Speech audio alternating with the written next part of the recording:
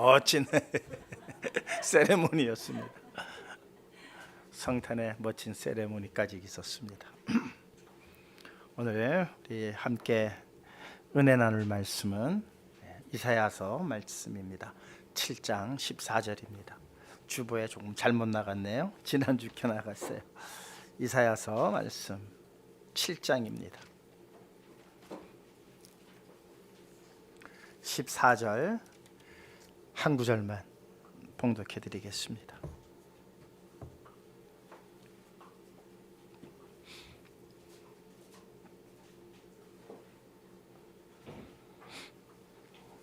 봉독해 드리겠습니다.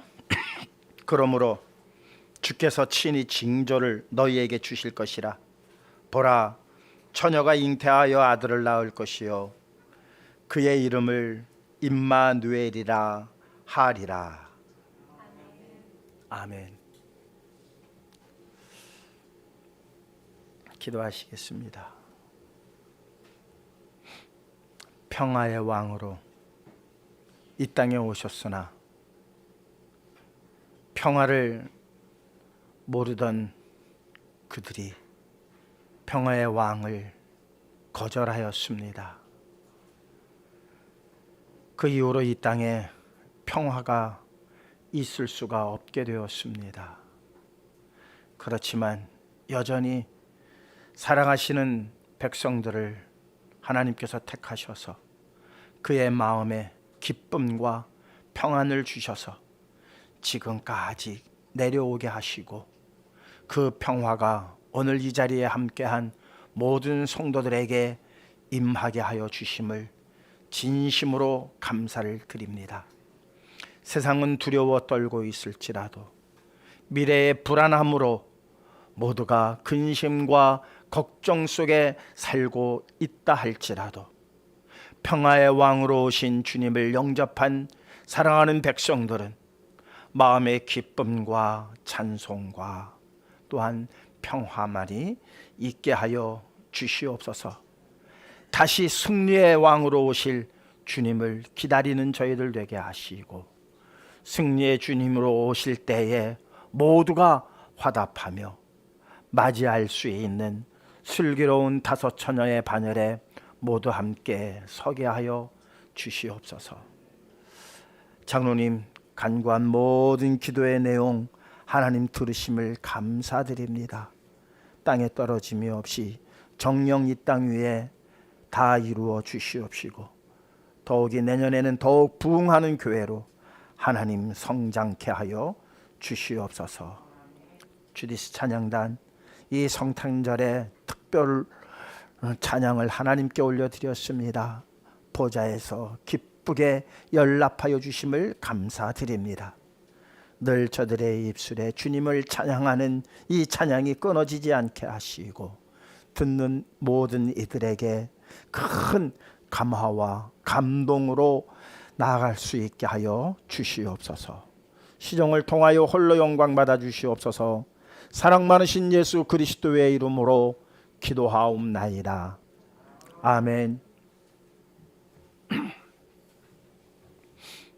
지난해 크리스마스 설교를 무슨 설교를 했나 이렇게 생각을 해봤어요. 올라와서 생각을 해봤어요. 미리 좀 찾아보고 올라올 텐데 아마 이런 내용이었던 것 같아요. 이미 다 알고 있는 성탄. 제목이 그랬던 것 같아요. 모두에게 이미 알려진 성탄. 그래서 예루살렘 거민들이 화들짝 놀랬죠. 동방의 세 박사가 예수님을 경배하기 위해서 만왕의 왕을 경배하기 위해서 맨 먼저 예루살렘에 먼저 들렸어요. 근데 별이 없어요. 그래서 왕에게 물어보죠. 이스라엘의 왕이 나셨는데 어디에서 나셨습니까? 경배하러 왔습니다.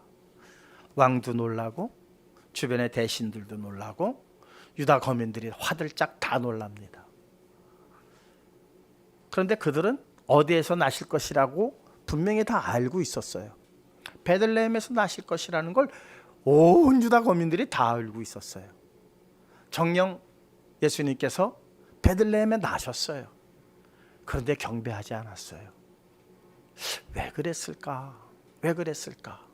왜 미가서를 통해서 그렇게 베들레헴에 대하여 예언하셨음에도 불구하고 그들은 왜 그 예언을 믿지 못했을까?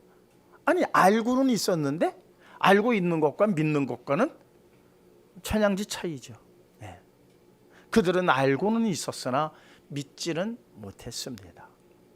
도대체 그 예언을 그들은 어떻게 받아들였을까? 아마 그냥 지나가는 말로 그렇게 받아들인 것이 아닐까. 이 예언이라고 하는 것, 미래에 되어질 일을 미리 얘기하는 것을 예언이라고 하잖아요. 그런데 미리 얘기했다고 해서 다 예언은 아니에요. 예언으로서 가치가 높으려면은, 높은 가치를 지니려면 몇 가지 특성이 있어야 돼요. 내일 동쪽에서 해가 뜰 겁니다. 이게 예언인가요? 이건 예언일 수가 없어요. 맞아요. 내일 분명히 동쪽에서 해가 떠요. 내가 한 말이 내일 그대로 이루어진다고 해서 그것을 예언으로 받아줄 사람 아무도 없어요. 왜? 그것은 당연한 일이니까. 당연한 일이니까. 그러니까 예언이라고 하는 것이 그 가치를 높이려면 일어날 확률이 매우 적을 때예요. 내일 해가 서쪽에서 뜰 겁니다. 그러면은 믿을 사람이 있겠어요? 없겠어요? 네. 그런데 그것이 적중하면 어떻게 돼요? 적중할 일도 없겠지만. 근데 그게 적중하면 어떻게 되느냐? 그 예언한 사람은 대단한 사람이 되는 거예요. 그러니까 그 일이 이루어질 확률이 매우 적을 때, 그런데 그 일이 일어나게 되어지면 그 예언은 가치로서 대단한 가치예요.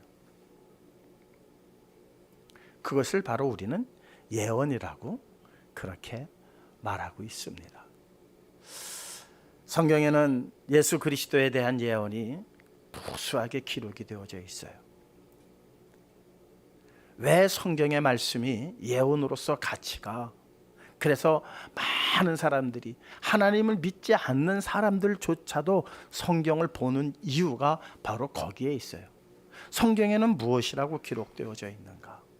그러니까 한 사람만 얘기하면 또 그것도 예언의 가치가 좀 떨어져요. 여러 사람이 여러 시대를 거쳐서 한 가지를 이야기했을 때 이것은 우리가 깊은 관심을 가져야 하는 중요한 예언의 말씀입니다. 성경 구약의 전체의 내용을 보면은 어디를 조명하고 있느냐? 바로 예수 그리스도를 조명하고 있어요. 예수 그리스도. 한 시대의 사람만 한 것이 아니라 여러 시대에 걸쳐서, 그 시대는 다 상황이 달라요. 여러 가지 환경과 배경이 다 달라요. 그런데 그들의 그 예언이 다 어디에 맞춰져 있느냐? 예수 그리스도에게 맞춰져 있다는 거예요. 그래서 앞으로 일어날 일에 대해서 사람들이 연구들을 하는 거죠. 노스트라다무스라고 하는 그 예언가가 있죠. 그런데 그 예언에 대해서 그렇게 좋아하는 사람, 거기에 관심 있는 사람이 있긴 하고, 그래서 그 사람의 이름이 알려졌지만 그 사람의 예언이 그렇게 우리에게 큰 관심을 끌지 못하는 것은 한 사람의 예언이기 때문이에요. 한 사람의 예언.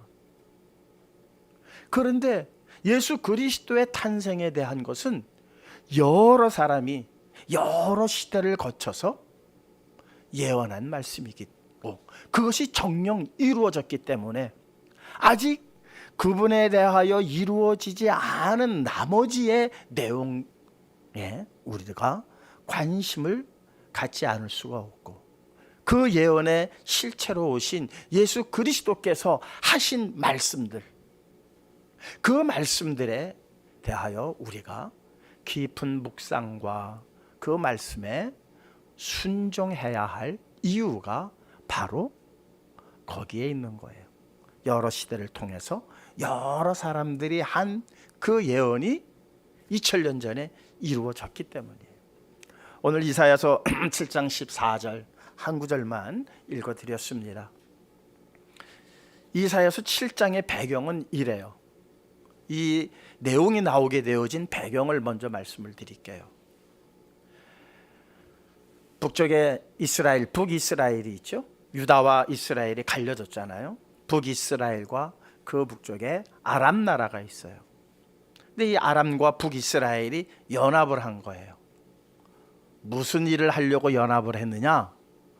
유다, 예루살렘을 침공하려고 연합을 했어요. 이때 유다 왕은 아하스라고 하는 왕입니다. 그런데 군사력을 비교해 보니까 도저히 감당할 수가 없는 상황이에요. 저 아람 나라라고 하는 그 강대한 나라와 싸워 이길 수가 없는데 거기다가 형제 나라인 누가? 이스라엘까지 연합을 해버린 거예요. 그러면 이스라엘이 그들과 연합을 했다는 얘기는 같은 형제 나라이기 때문에 이곳에 대한 사정을 너무나도 잘 알고 있어요. 그러한 고급 정보들이 그 강대한 나라 아람에게까지 그 정보가 흘러가게 되어지면 더욱더 불리할 수뿐이 없는 상태예요. 그래서 아하스 왕을 비롯해서 온 유다 사람들, 예루살렘 거민들이 다 두려워 떨고 있었어요. 야, 큰일 났다. 이제 우리가 이 끝이 났겠구나. 저들이 쳐들어오면은 도저히 우리의 힘으로는 막을 수가 없는데 어찌할까? 어찌할까? 모두가 두려워하고 있었어요. 만약에 우리 형제국인 저 북한하고 중국이나 러시아가 합세해서 우리 나라에 들어온다면 우리나라 어떡하겠어요? 난리가 나겠죠. 딱 그 꼴이에요. 그 꼴이에요. 그때 이사야 선지자가 나섭니다. 왕이시여, 그리고 예루살렘 거민들이여, 두려워하지 마시오. 저들의 침략이, 저들의 침공이 성공하지 못할 것입니다. 말도 안 되는 소리예요. 네. 그냥 한순간에 날아갈 수뿐이 없는 그러한 아주 위태로운 상태인데 이사야 선지자가 말하는 거예요. 절대 저들의 침략이 성공하지 못합니다. 그러니 성공하지 못할 것에 대하여 왕은 나에게 징조를 구하시오. 그러면은 저들이 성공하지 못할 것을 징조로 당신에게 보여주겠습니다. 근데 아하스 왕은 이미 마음이 무너졌어요. 징조를 구할 생각도 하지 않아요. 어떻게 해서든지 징조를 구해서 그 징조를 보고 야, 정말 하나님이 우리와 함께 하셔서 우리가 저들에게 침략을 당하지 않겠구나, 이 마음조차도 지금 상실된 상태예요. 그 마음. 그래서 나는 징조를 구하지 않겠다 그래요. 그러니까 모든 것을 체념한 상태예요. 체념한 거예요. 그때에 이사야가 이렇게 말합니다. 친히 징조를 보여주실 것입니다. 친히. 그렇다면은 우리가 잘 아는 기드원의 어떠한 그 300명의 용사의 이야기가 있잖아요. 하나님, 저희가 가서 이길 수 있다면은 이렇게 손뭉치 하나 갖다 놓고 여기만 적셔 주시고 아침에 주변을 싹 마르게 해주세요. 그 다음날 그대로 된 걸 보고 한 번만 더 해볼게요. 이게 정말 우리가 이길 수 있을런지. 그 주변은 이슬에 다 젖게 하시고 요 손뭉치만은 젖지 않게 해주세요. 그게 그대로 됐을 때에 야, 하나님이 우리와 함께 하셔서 우리가 이기겠구나. 도저히 이루어질 수 없는 일들이 나타났기 때문에 지금 우리 300명의 군사로서 저들을 이길 수 있겠구나라고 하는 그러한 담대한 믿음이 생길 터인데, 친히 징조를 주신 게 당장에 야, 봐라, 이런 일이 일어났지 않느냐. 모세가 하나님께서 애굽에 가서 내 민족을 구해오도록 하라. 아이고, 제가 어떻게 갑니까? 제가 뭐라고요? 내 손을 품 안에 넣어라. 품 안에 넣었어요. 꺼내봐라. 그랬더니 어떻게 됐어요? 문둥병이 발했잖아요. 화들짝 놀랐어요. 하나님께서 다시 말씀하십니다. 떨기나무 가운데서 다시 말씀하십니다. 내 손을 다시 품에 넣어라. 품에 넣었어요. 꺼내보아라. 꺼내봤더니 깨끗하게 나왔어요. 이런 거를 보면은 힘이 날 터인데 본문에 말씀하시기를 그러므로 주께서 친히 징조를 너희에게 주실 것이라. 너희가 징조를 구하지 하니 하나님께서 친히 징조를 너희에게 줄 것이라. 보라, 처녀가 잉태하여 아들을 낳을 것이요 그의 이름을 임마누엘이라 하리라. 이게 무슨, 이 사건이 700년 이후에 일어나요. 이사야 시대로부터 700년이나 지난 이후에 일어날 사건을 징조라고 그러는 거예요. 그러니까 이 징조는 그들에게 보여주는 징조가 아니라는 거예요. 누구에게 보여주고자 하는 징조예요. 오늘 이 시대를 살아가는 우리들에게 보여주시는 징조라는 거예요. 지금으로부터 2700년 전에 기록되어진 이 말씀이 오늘 이 자리에 함께 하시는 여러분들에게 보여주시는 징조라는 거예요. 그 징조가 뭐다? 임마누엘이라는 거예요. 이 임마누엘에 대해서 700년이 지난, 그러니까는 이사야 시대에 이 징조를 보여주신 이 시대로부터 700년이 지난 예수님 당시에 마태는 이렇게 이 말씀을 해석을 하고 그 말씀의 정답을 우리에게 주십니다. 마태복음 말씀입니다. 1장 23절에서 25절까지의 말씀입니다. 함께 읽겠습니다. 보라, 처녀가 잉태하여 아들을 낳을 것이요 그의 이름은 임마누엘이라 하리라 하셨으니 이를 번역한즉 하나님이 우리와 함께 계시다 함이라. 요셉이 잠에서 깨어 일어나 주의 사자의 분부대로 행하여 그의 아내를 데려왔으나 아들을 낳기까지 동침하지 아니하더니 나음에 이름을 예수라 하니라. 임마누엘이라 했는데 이름은 뭐가 됐어요? 예수가 된 거예요. 번역을 하면, 임마누엘을 번역을 하면 하나님이 우리와 함께 계신다는 뜻인데 그 함께 계신다는 실체가 예수라는 거예요. 이게 마태복음의 확언이에요. 아들을 낳고 나서 그의 이름을 임마누엘이라 하지 아니하고 예수라고 그랬어요. 그러면은 구약의 모든 성경은 이 임마누엘 그리고 이 예수라고 하는 이 이름의 관계를 어떻게 설정을 했는가 우리가 보면 돼요. 이스라엘의 역사를 우리는 너무나도 잘 알고 있어요. 그들은 주변의 나라들보다도 아주 작은 나라였어요. 연약한 민족이었어요. 물론 200만이라고 하는 그 엄청난 민족들이 애굽에서 나올 때 주변에서 여러 가지 근심을 했어요. 근심을 한 거는 200만이라고 하는 숫자 때문에 근심한 게 아니에요. 그들과 함께 하시는 하나님 때문에 그들은 놀라고 또 놀라고 뒤집어지고 또 뒤집어졌던 사건들을 성경은 아주 자세하게 기록을 하고 있습니다. 그 중에서도 그런 일이 일어나기, 그러한 일이 잉태되어지기 직전에 아브라함에게서 두 아들이 나고 그리고 이삭을 통해서 12아들이 태어나면서 이스라엘의 12지파가 되어집니다. 그때 야곱이 이제 자기가 임종할 시간이 다 되었을 때에 12아들을 다 모아놓습니다. 그리고 그들에게 일일이 한 사람 한 사람 잡고 예언을 합니다. 축복을 해줍니다. 아마 야곱의 심정으로서는 축복해 주기를 원했을 거예요.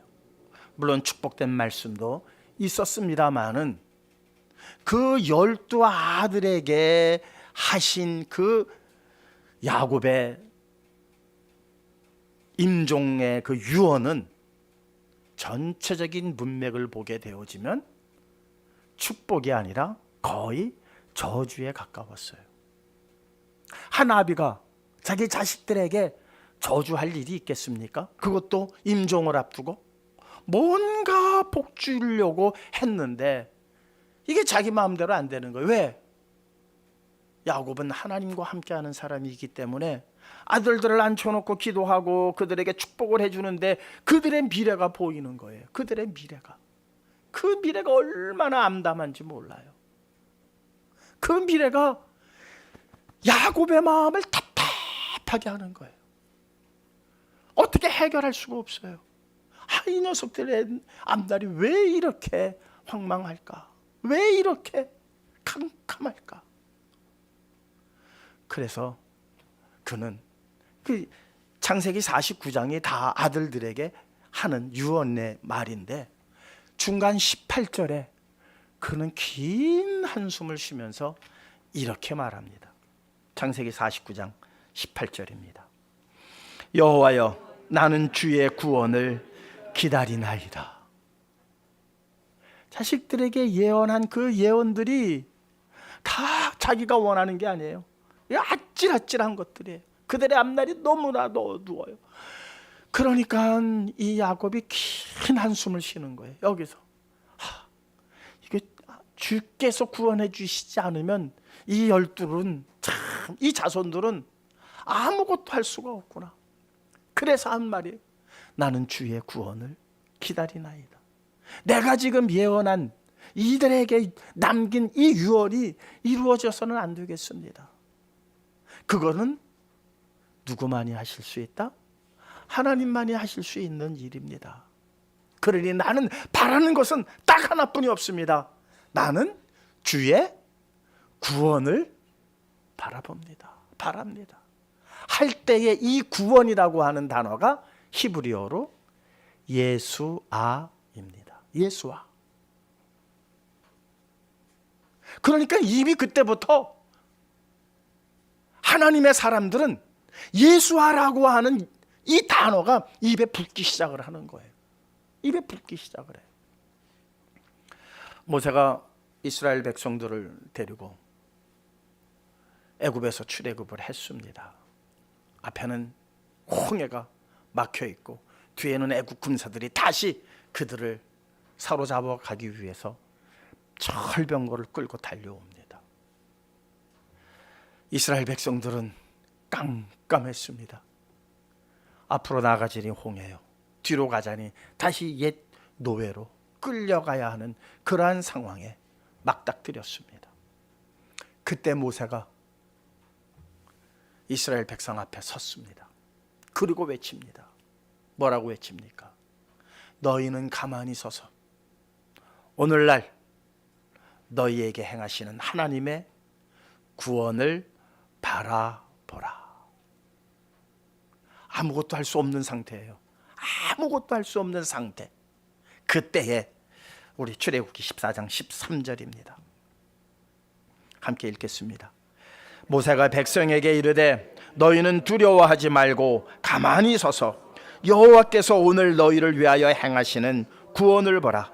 너희가 오늘 본 애굽 사람을 영원히 다시 보지 아니하리라. 가만히 서서 오늘날 너희에게 행하시는 하나님의 히브리어로 예수아를 보라. 예수아를 보라.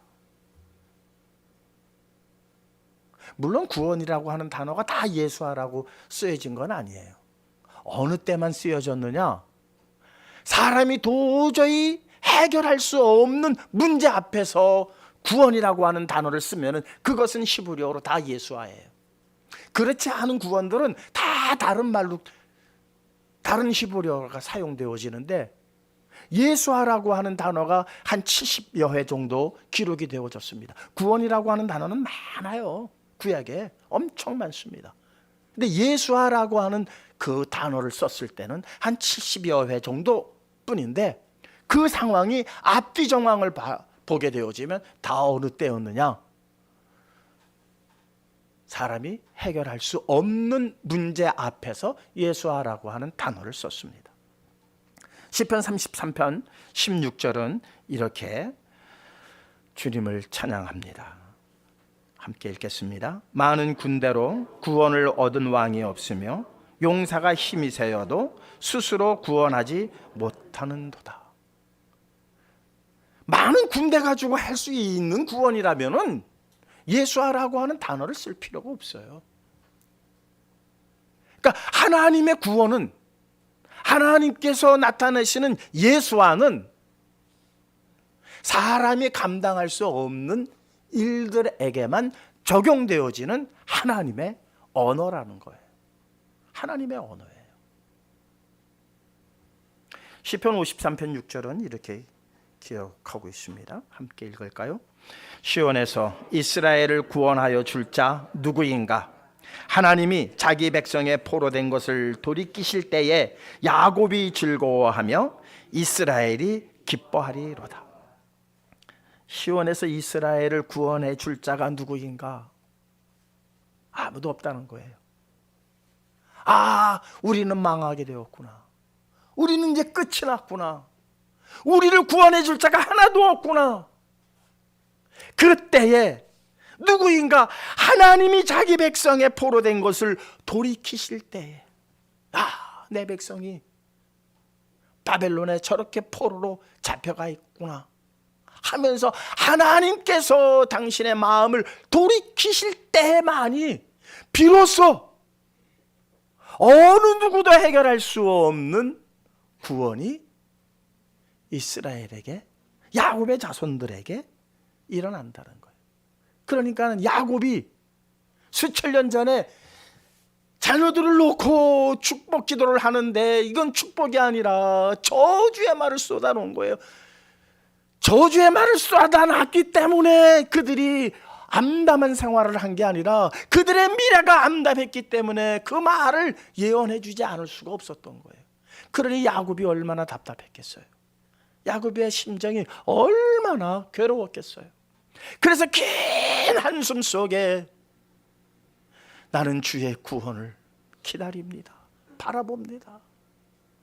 그 말을 창세기 49장 18절에 기록을 해놓고 야곱은 그 아픈 가슴을 안고 이제 이 세상을 떠난 거예요. 야곱이 기뻐할 때가 언제냐? 하나님께서 당신의 마음을 돌이키셔서 그 시온에 이스라엘의 백성을 회복시키시고 구원하실 때에 비로소 야곱의 마음이 뭐하도다? 즐거워하였도다.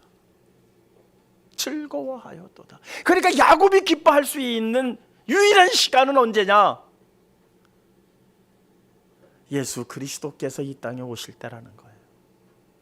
그때만을 바라보고, 그래서 히브리서 기자는 모든 선진들이 바랬던 것들이 바로 하나님의 아들이 이 땅에 오시는 것이 아니었겠느냐.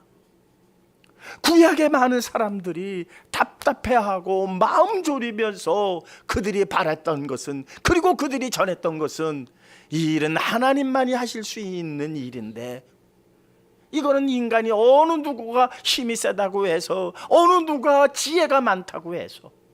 지금 우리나라 경제가 어렵습니다. 전 세계 경제가 어렵습니다.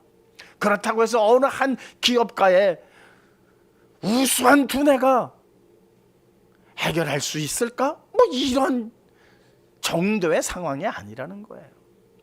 삼성이 잘 되면 그래도 우리나라가 이 경제를 좀 잘 해결하지 않을까? 이번에 뭐 중동의 어느 나라하고 잘 교역이 되어서 몇 조 원의 어떠한 이 작업을, 건설을 우리가 수주 따오면은 우리 경제가 해결되지 않을까? 우리는 다들 그렇게 바라고 있어요. 그렇게 인간이 가질 수 있는 희망이 있을 때에 이 구원이라고 하는 단어를 쓰지 않는다는 거예요. 이 예수아라고 하는 단어가 사용되지 않는다는 거예요. 모두가 절망에 빠졌을 때, 모두가 절망에 빠졌을 때 우리는 누구를 기다려야 되느냐? 예수 그리스도를 부르짖어야 하는 거예요. 왜? 예수라고 하는 그 이름 속에는 뭐가 있기 때문에? 하나님만이 하실 수 있는, 해결치 못할 일이 전혀 없는 그 능력이 그분 안에 있기 때문이에요. 그분 안에. 그래서 우리가 예수를 그렇게 부르짖는 거예요. 그런데 우리가 부르짖는 예수는 조그만 답답한 일만 있어도 예수님 이거 해주세요, 저거 해주세요. 그게 아니라는 거예요. 도대체 내가 할 수 없는 상황에 맞닥뜨렸을 때에 우리는 진심으로 눈물을 쏟으며 주님을, 예수님을 부르게 될 것입니다. 출애굽기 15장 2절은요, 이제 그 홍해를 건넌 이후에 모세의 찬양의 시입니다. 생각을 해보세요. 도대체 상상도 못한 일이 일어나지 않았어요? 아니, 바다가 갈라졌어요. 바다가 마른 땅 건너도 200만이라고 하는 이스라엘 민족이 마른 땅 걷듯이 그 홍해를 건넜어요. 그런데 뒤따라오던 애굽의 군사들은 이 물이 합쳐짐으로 말미암아 몰살을 당한 거예요. 그러니까 앞에서 예언했던 그대로 이루어진 거예요. 오늘 너희가 본 저 애굽 군사들은 영원히 너희가 다시 보지 아니하리라. 이게 모세가 스스로 한 얘기겠어요? 하나님의 말씀이 그에게, 그의 입술에 두셨기 때문에 일어나는 일들 아니겠습니까? 이처럼 앞으로 일어날 일들에 대해서도 도무지 에이 그런 일이 어떻게 있을 수 있어 하는 일들이 여러분들 앞에 선포되어질 때에 믿지 못해 멸망한 사람들과 같이 되지 마시고, 오늘 이 주신 예수님의 안에 있는, 예수라고 하는 그 이름 안에 있는 그 능력을 온전히 믿으셔야 돼요. 이게 성탄의 진정한 의미예요. 그냥 기쁘다 구주 오셨네가 아니라 그 이름으로 오신 예수 그리스도는 도대체 우리에게 무엇을 주시려고 오셨는가, 그것을 우리가 분명히 확인했을 때에 우리의 앞길에 일어나는 수많은 방해와 수많은 역경과 수많은 어려움들 앞에서 어느 누구도 해결할 수 없는 그 일 앞에 모두가 낙심하고 모두가 두려움에 떨 때에 성도들만이 분연히 일어나서 예수의 이름을 부르게 될 것입니다. 그 예수의 이름 안에 이 놀라운 능력이 있음을 알게 되어집니다. 그래서 아직 예수를 만나보지도 못했고 예수가 누군지도 모르는 모세가 그 홍해를 건넌 이후에 이렇게 찬양하지 않습니까? 한번 함께 읽겠습니다. 여호와는 나의 힘이요 노래이시며 나의 구원이시로다. 그는 나의 하나님이시니 내가 그를 찬송할 것이요 내 아버지의 하나님이시니 내가 그를 높이리로다. 여호와는 나의 힘이요 노래시며 나의 예수와 이시로다. 나의 예수이시로다. 내가 그를 높이며 내가 그를 찬송할 것이며 내가 그를 끝까지 따르리라. 이게 모세의 찬양이에요. 모세의 찬양. 얼마나 놀랍습니까? 2000년 전 베들레헴 말구 위에 어떻게 보면은 에이 핏덩어리가 모두가 다 그렇게 생각했어요. 그리고 그를 죽이려고까지 했어요. 2세 미만의 어린이들이 다 죽임을 당하는 정말 피비린내 나는 탄생이에요.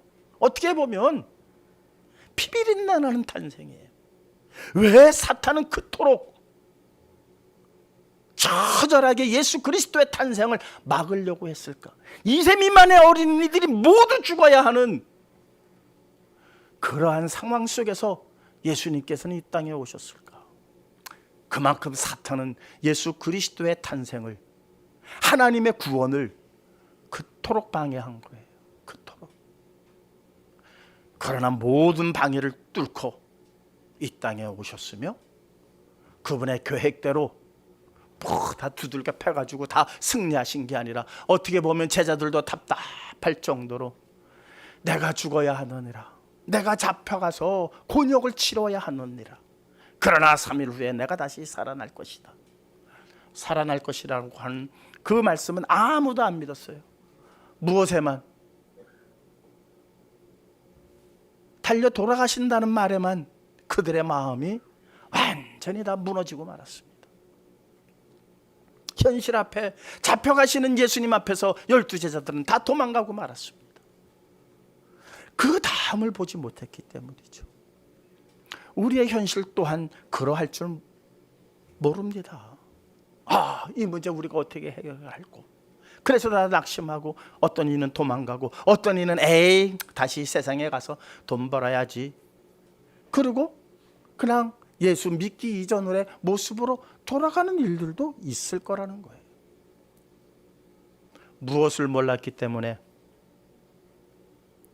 2000년 전 그 예수 그리스도가 그 많은 사람과 그 여러 시대를 거치면서 예언한 아주 명확하고 분명한 그 사실을 그들은 몰랐기 때문이에요. 그들은 몰랐을지라도 우리는 분명히 알아야 합니다.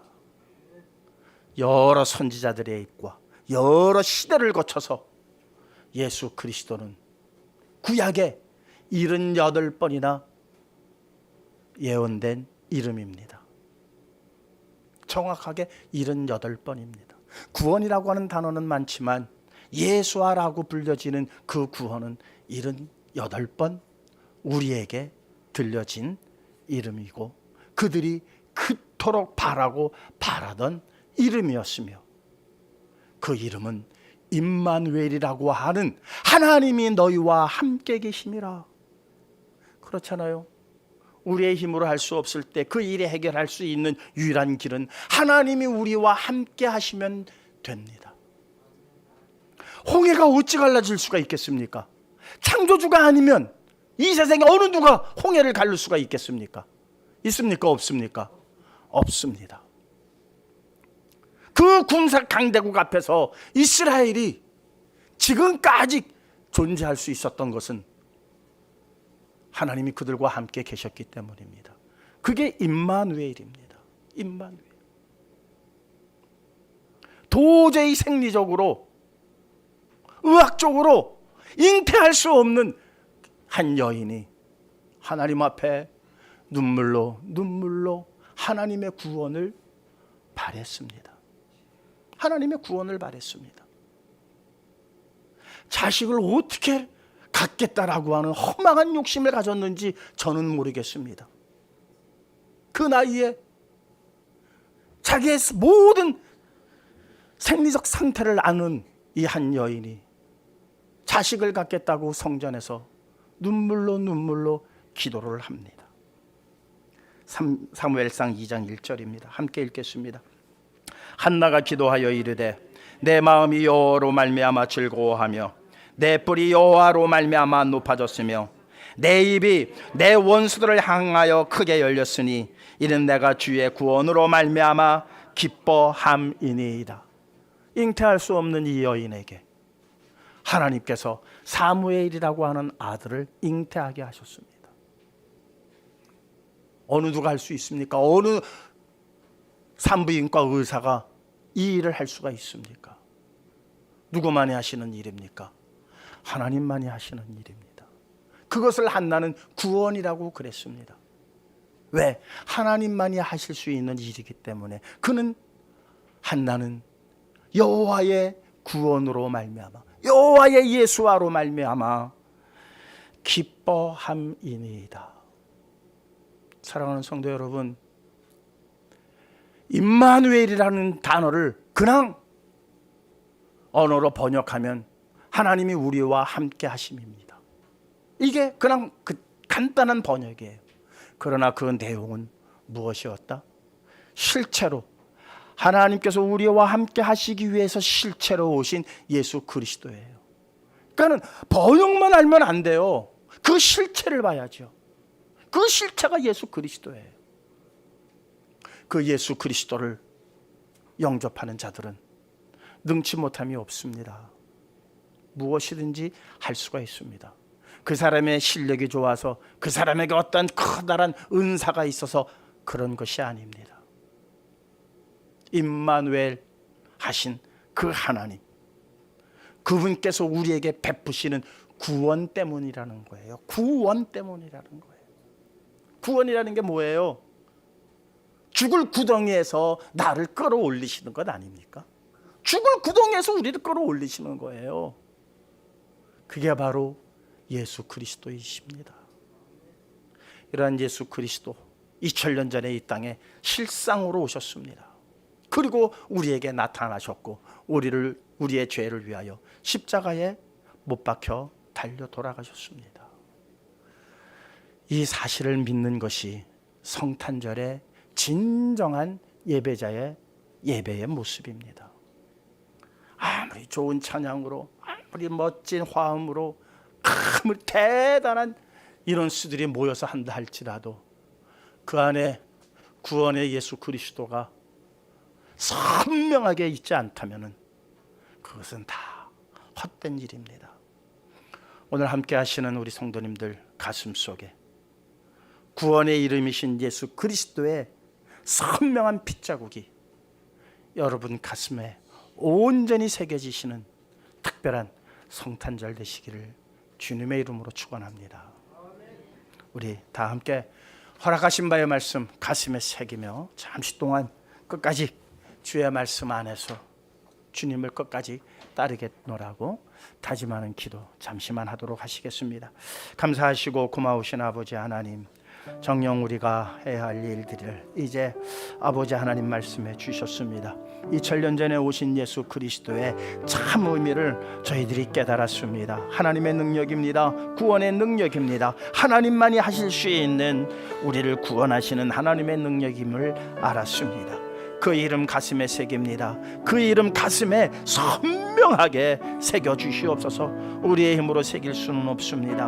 하나님께서 새겨주시옵시되 그 십자가의 보혈로 새기시고 지워지지 않게 하시며 저희의 이마에 인쳐 주시옵소서. 그 선한 피로 인쳐 주시옵소서. 마지막 구원의 날에 이마에 입맞은 자들만이 구원을 얻는다 하셨사오니 우리의 이마에 그리스도의 이름이 새겨지게 하시고 우리의 가슴에 영원토록 남아있게 하여 주시옵소서. 사랑 많으신 예수 그리스도의 이름으로 기도하옵나이다. 아멘. 찬송가 115장입니다. 115장 기쁜 마음으로